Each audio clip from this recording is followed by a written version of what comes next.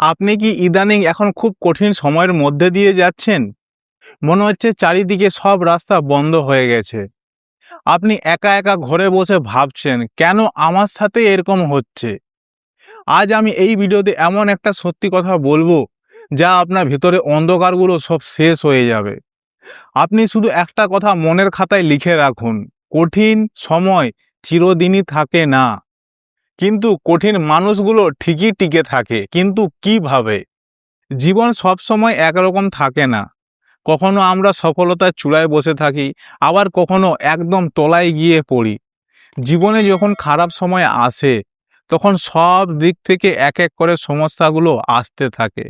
যেমন চাকরি চলে যাওয়া, ভালোবাসার মানুষের কাছে কষ্ট পাওয়া, ব্যবসায় লস হওয়া এবং পরিবারের কারো না কারো শরীর অসুস্থতা লেগেই থাকা। এই রকম এক এক করে পাহাড়ের মতো সমস্যা আমাদের সামনে এসে দাঁড়ায়। তখন মনে হয় বোধহয় এই কষ্টগুলো আর কোনোদিনও যাবে না। বোধহয় এই কষ্টের দিনগুলো আর কখনো শেষ হবে না। তখন নিজের যে একদম কাছের মানুষগুলো এক এক করে দূরে সরে যায়। কিন্তু আপনি কি জানেন, জীবনের সবচেয়ে বড় সত্যিটা হলো এই কঠিন সময় চিরস্থায়ী থাকে না। এবার আপনি একটু চোখ বন্ধ করে হালকা ঠান্ডা মাথায় ভাবুন তো, যখন মেঘটা খুব কালো থাকে, যখন গভীর রাত থাকে, তখন কি এইগুলো চিরস্থায়ী থাকে? উত্তর হলো না, থাকে না। যতই মেঘ কালো হোক না কেন, যতই গভীর রাত হোক না কেন, সকালে সূর্য উঠবেই। এইটাই হচ্ছে প্রকৃতির নিয়ম। তেমনি আজ আপনার সময়টা খুব কঠিন, কিন্তু এটা একটা হচ্ছে খারাপ পেজ। যখন এই খারাপ পেজটা আসে, তার মানে এই না যে আপনার জীবনে এই সমস্যা সারা জীবন লেগে থাকবে।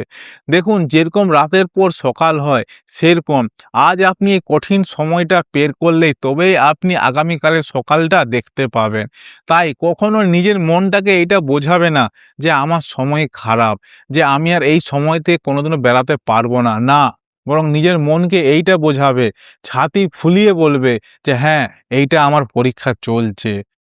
একটা কথা ভাবুন তো, এই নিয়তি বা ঈশ্বর কখনো সাধারণ মানুষদের এত কঠিন পরীক্ষা নেয় না। তাদের পরীক্ষা নেই, সেই সব মানুষদের পরীক্ষা নেই যাদের জীবনে সফলতার অর্জন অনেক করে দেওয়া হয় বা সফলতা অর্জন পাওয়ার অনেক যোগ্য। সেই সব মানুষগুলোকেই পরীক্ষা, প্রচুর প্রচুর কঠিন পরীক্ষা নেওয়া হয়। তাকে সব দিক দিয়ে ভেঙে দেওয়ার চেষ্টা করে এই প্রকৃতি, এই পরিস্থিতি। সেই সময়টাই ঠিক করবে তুমি এই কান্নাকাটি করে বসে যাবে, দুঃখ কষ্ট হয়ে বসে যাবে, নাকি তোমার নিজের কর্মের সাথে তুমি আগিয়ে যাবে নিজের বিশ্বাসের সাথে। একটা ছোট কথা বলি, সোনাকে যেমন খাঁটি সোনা করতে গিয়ে আগুনে পোড়াতে হয়, লোহাকে যেমন একটা কোনো ধাতুর আকৃতি করার জন্য বা যে কোনো জিনিস তৈরি করার জন্য হাতুড়ির মার খেতে হয়, সেইরকম এই জীবনের সমস্যাগুলো যে এসছে, আজ এত পরিস্থিতি তোমার খারাপ হয়েছে, আজ তুমি সব দিকে সমস্যায় পড়ে আছো। হ্যাঁ, এটা স্বীকার করো, এগুলা তোমার খারাপ সময়। এটা কোনো মনে সান্ত্বনা দেওয়ার জন্য না যে হ্যাঁ, আমার এটা খারাপ সময় চলছে, কিন্তু এই খারাপ সময়টা তোমাকে ধ্বংস করতে আসেনি, তোমাকে খুব সফলতা অর্জন করে দেওয়ার জন্য এসছে। একবার ভেবে দেখো তো, আজ যদি তুমি দুঃখ কষ্ট অভাব না বুঝে যদি তুমি সব কিছু পেয়ে যেতে, তাহলে তুমি কি জীবনের মূল্যটা বুঝতে? দুঃখ কি জিনিস বুঝতে? কষ্ট কি জিনিস বুঝতে? অভাব কি জিনিস বুঝতে? সেই পরিস্থিতি তোমাকে কিছু পাওয়ার জন্য তোমাকে তৈরি করছে। এইসব ভেবে যে আমার সমস্যা, এত খারাপ পরিস্থিতি, এইসব ভেবে নিজের মনটাকে দুঃখ দিবে না, দুর্বল হয়ে পড়বে না।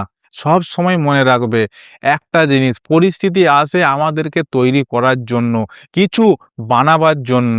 চ্যানেলটা সাবস্ক্রাইব করে জীবন যুদ্ধকে সাপোর্ট করবে এরকম মোটিভেশনাল ভিডিওর জন্য। আপনি একটা কথা ভাবুন তো, টমাস আলভা এডিসন, এই মানুষটার নাম আপনারা জানেন কে?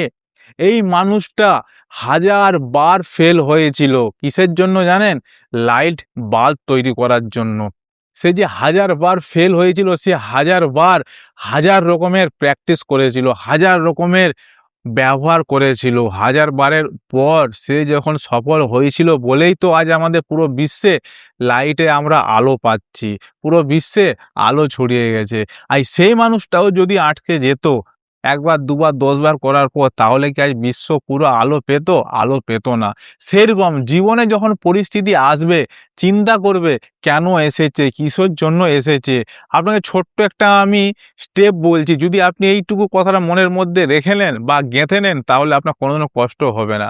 আপনি শুধু এইটুকু ভাববেন যে আজ আমার সময়টা খারাপ তো, আমি নিজে যেই কাজটা আমি পছন্দ করি, এই খারাপ সময়ের মধ্যে আমি 1% করে আমি একটু, একটু করে এগাবো।